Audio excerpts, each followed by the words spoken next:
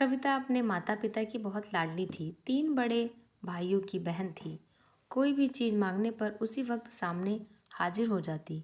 पूरे घर में रौब था उसका।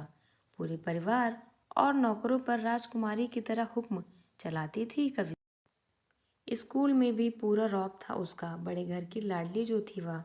ऐसे ही उसने कॉलेज में दाखिला लिया। उसकी ठाट बाट बड़ी गाड़ी में आना जाना, हर दिन नया फैशन देखकर हर कोई उससे दोस्ती करना चाहता था। थोड़े ही दिनों में उसके बहुत से दोस्त बन गए। पूरे कॉलेज में उसकी एक अलग ही पहचान थी। इन दिनों उसके घर एक रिश्ता आया। खानदानी लोग थे और पापा की पुरानी जान पहचान थी उनके साथ। कविता के साथ कोई ज़बरदस्ती नहीं थी, पर कविता ने भी हाँ कर दी, क्योंकि वह अपने परिवार से बहुत प्यार करती थी। वह जानती थी वह लोग उसका अच्छा ही सोचेंगे। लड़के का नाम राज था।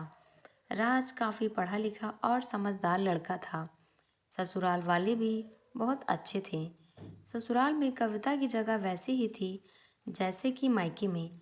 कोई भी कार्य कविता की सलाह के बिना नहीं होता था। सबकी लाडली बहू बन गई थी वह। फिर उसके घर एक बेटे का जन्म हुआ। राहुल कविता को जान से प्यारा था। पोता पाकर ससुराल वाले तो फूले नहीं समाते थे। कविता कभी कभी सोचती कि उसकी किस्मत कितनी अच्छी है। उसका हर अपना उसे कितना प्यार करता है। चाहे जीवन में कैसा भी समय आए, मेरे अपने हमेशा मेरे साथ आए। मैं कभी अकेले नहीं रह सकती हूँ। कितनी खुशकिस्मत हूँ मैं। पर शायद कविता की खुशियों को उसकी अपनी ही नज़र लग गई थी। एक दिन वह मायके जाने की जिद कर बैठी। राज को बहुत काम था, लेकिन फिर भी उसे ले गया। रास्ते में उनकी गाड़ी अन्य गाड़ी से टकरा गई। कविता, राज और राहुल बुरी तरह से जख्मी हो गए। काफ़ी दिनों के इलाज के बाद राज और राहुल तो ठीक हो गए, लेकिन कविता पूरी तरह ठीक न हो सकी। सर पर चोट लगने के कारण वह अपनी आंखों की रोशनी खो बैठी। अब कविता की किस्मत जैसे उल्टे पांव चलने लगी। मायके वाले कुछ दिनों तक उससे मिलने आते रहे। फिर कभी कभार फ़ोन ही करके पूछ लेते कि आप कैसी हो। धीरे धीरे ये सिलसिला भी कम हो गया। ससुराल वालों की सहानुभूति भी कम होने लगी। घर में किसी को पास बैठने के लिए कहते तो जवाब मिलता, बहुत काम है, अब तुम भी हाथ नहीं बटा सकते। राज भी चिड़चिड़ा हो गया था। बस राहुल ही था जिसके साथ हंसते खेलते उसका वक्त गुजरता। एक दिन कविता के हाथ से कुछ सामान गिर गया, जिसकी वजह से राहुल को हल्की सी चोट लग गई। कविता के सास ससुर ने राहुल को उससे अलग कर दिया कि कहीं उसके न देखने की वजह से बच्चे को कोई नुकसान ना हो जाए। कविता अंदर से टूट चुकी थी। एक दिन उसने सबके सामने मायके जाने की इच्छा रखी, तो राज उसे तुरंत मायके छोड़ आया। जैसे ही वह भी यही चाहता था, लेकिन राहुल को उसके साथ नहीं भेजा गया।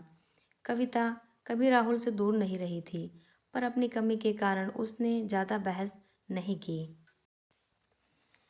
कविता को लगा कि वह 3-4 दिन वहाँ रहेगी तो थोड़ा हवा पानी बदल जाएगा, क्योंकि वह कितने दिनों से कहीं भी बाहर नहीं गई थी। घर वाले भी इतने दिनों बाद उसे देखकर कितने खुश होंगे। कविता के घर पहुंचने पर सब लोग बहुत खुश हुए। खाने में सब कुछ कविता की पसंद का ही बना था। उसने अपने मम्मी पापा और भाभी भाइयों से दिल खोलकर बातें की। उनके छोटे छोटे बच्चे भी बुआ के साथ घुल मिल गए थे। रात को सोने के वक्त जब वो कपड़े बदलने लगी तो उसे पता चला कि उसका बैग तो बहुत भरा हुआ है। वह सब समझ गई। वह बहुत उदास हो गई। कुछ दिनों तक तो सब ठीक ठाक रहा। फिर जैसे सब बदलने लगा, सबका व्यवहार बदल रहा था। सब लोग जैसे थक चुके थे उससे। सब लोग घुमा फिरा कर पूछने लगे कि राज कब आ रहा है उसे ले जाने।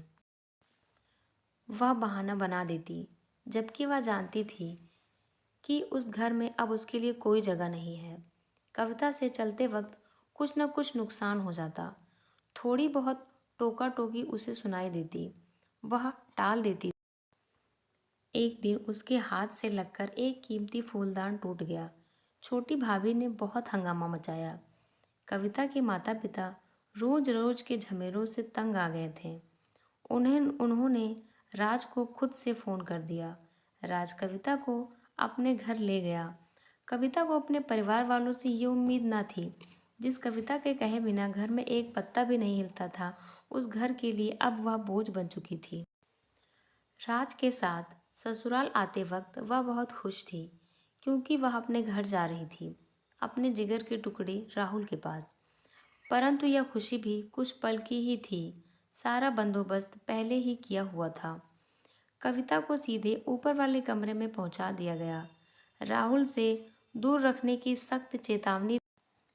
एक काम वाली लता को उसकी जिम्मेदारी सौंपी गई, जो उसके खाने पहनने जैसी ज़रूरतों का ध्यान रखती। कविता ज़्यादातर चुप ही रहती, कभी कभी काम वाली लता से थोड़ा बतिया लेती। उसके जरिए राहुल का पता चल जाता। सबकी लाडली बेटी और बहू सबके लिए लाडली से बोझ बन चुकी थी।